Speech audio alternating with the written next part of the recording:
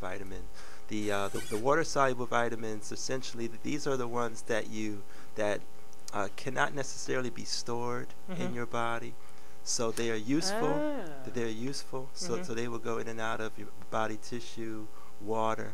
So they tend to be very helpful in that way. And those are which ones? The water-soluble. The water-soluble ones. Those are the B complex in the C's. Okay.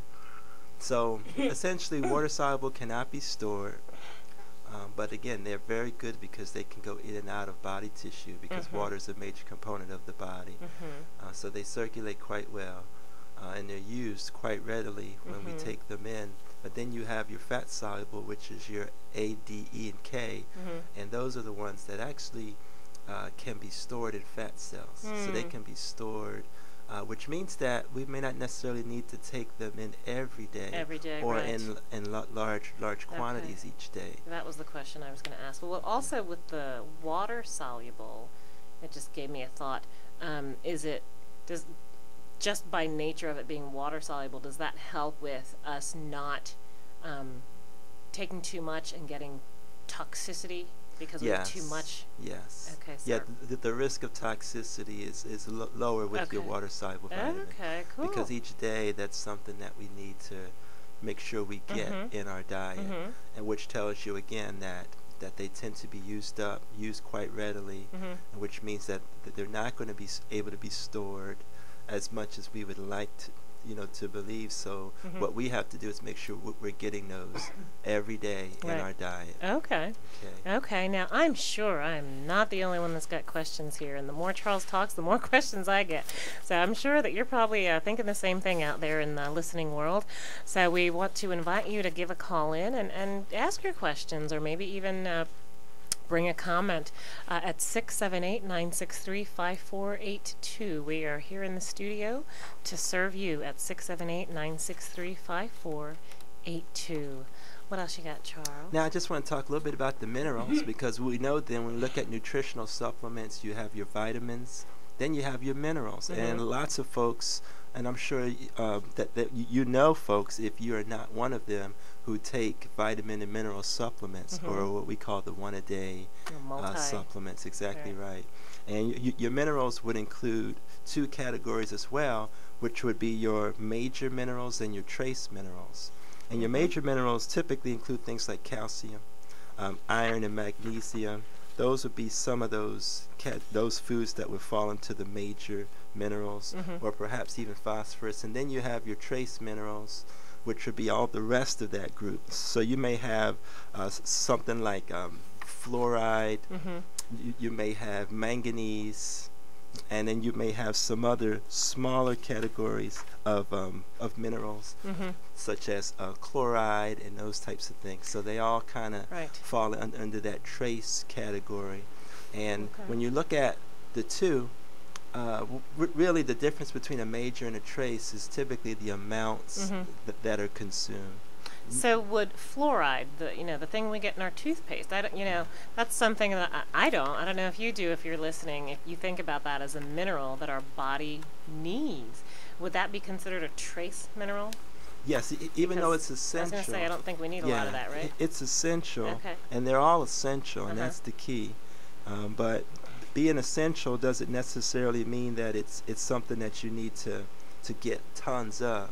Okay, so there's that balancing act. There's that point where something becomes optimal, and basically we want to get optimal amounts of both the major and the trace minerals, and getting just the right amount optimizes our health. So that means that we don't need to get tons of all the vitamins and minerals. We don't need to just get more. More is not necessarily better when it comes to supplements.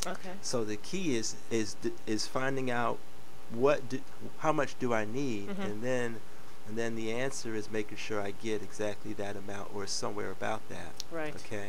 And so we have to be careful with not with the assumption that more is better.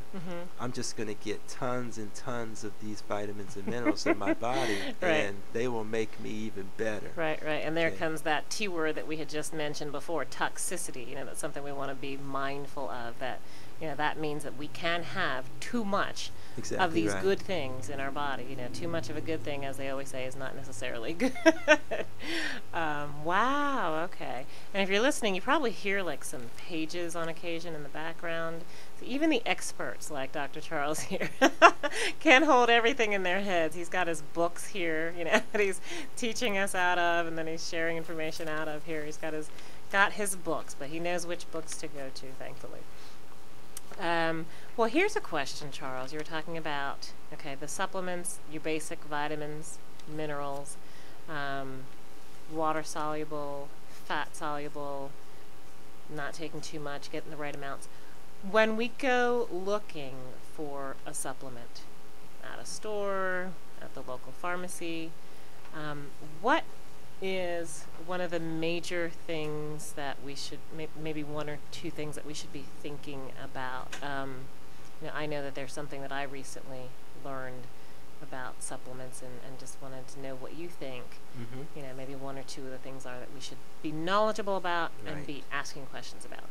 Well, let me say this, because again, there's research out right now which is still conflicting in terms of the actual benefits of nutritional supplements. And that includes a wide range of supplements, but particularly the benefits of multivitamins. Because in our culture, you probably have more people than not who supplement their diets, who supplement with multivitamins.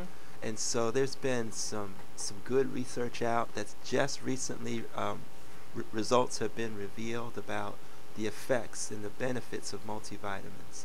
And let me just mention the results of it, just so I can kind of get back to your point, which is that, and basically the results are still conflicting.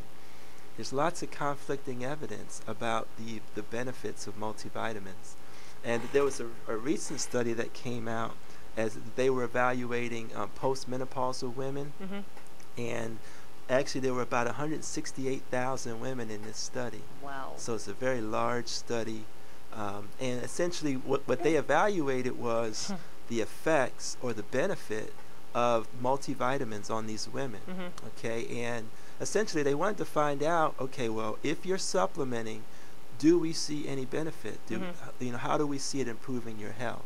And the one thing that they found was that these women who were supplementing did not necessarily live longer than the women who weren't supplementing.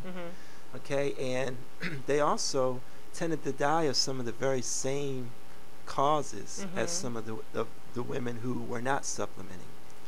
So that kind of led to the thought, okay, well, what kind of benefit are we getting from these? I was going to say, is there supplements? any good news here? Because this is starting to sound really bad, Charles. It sounds really ominous, doesn't it? I'm going to say, all right, I'm going to go home and throw away my bottles. Right, and here's really what I'm getting at, is that this is one study, and though it's using a very large number of women, we have to be mindful. And as a consumer, you have to be careful to read all the details and all the fine print. And I know it's difficult to do because we're obviously relying on the experts to do it and to just give us the information.